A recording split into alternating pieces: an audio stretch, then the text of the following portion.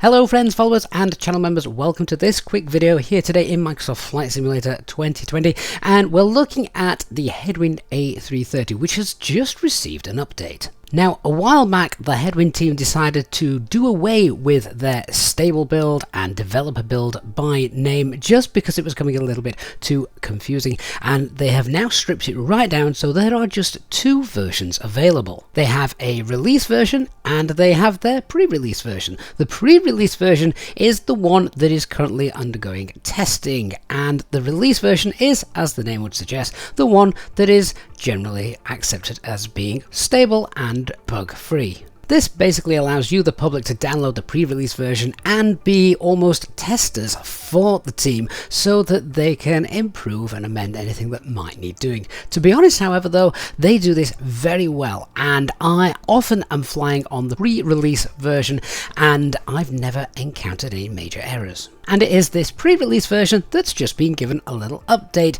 backed by the systems of the fly-by-wire team. This update has brought the latest changes from the A320 core version into the Headwind A330.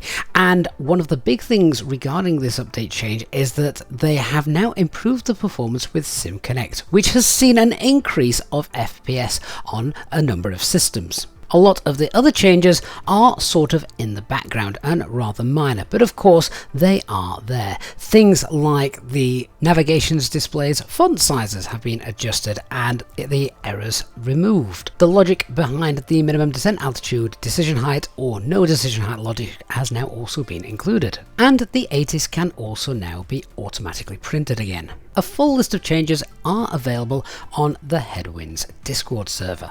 With the release of the Prerelease East Midlands Airport last week, I found myself flying this aircraft a lot, but not for passenger operations. Instead, I found that this Headwind A330-900, whilst not technically realistic because it's not used as a cargo variant, this aircraft works incredibly well as a cargo aircraft. So for those of you who want to fly cargo operations on a more long-haul basis, or just to have a bigger aircraft to play around with, then I can highly recommend the Headwind A330 with this DHL livery as well, which also removes all of the windows to actually make the aircraft look like a cargo variant. Also set GSX up correctly, and indeed it works perfectly. You just don't load any passengers and instead fill the aircraft up with cargo. Every time I fly this aircraft on stream, I get lots of comments saying that they didn't even know this A330 existed. Not only that, of course,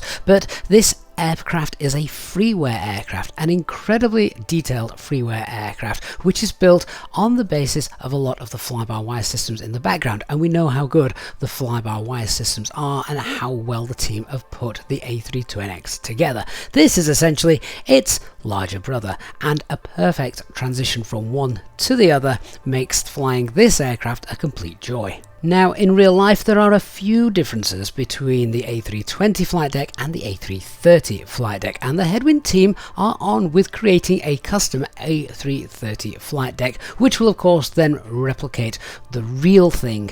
But for now, we basically have the A320 flight deck, which, to be honest, isn't that much difference from the A330, so this is perfectly acceptable. I'd love to hear from you guys in the comment section down below if you've tried the Headwind A330, or indeed if you are brand new to it, you've never heard of it before and have yet to get around to it. And if that is indeed the case, once you've tried it, please do come back and let us know how you found it.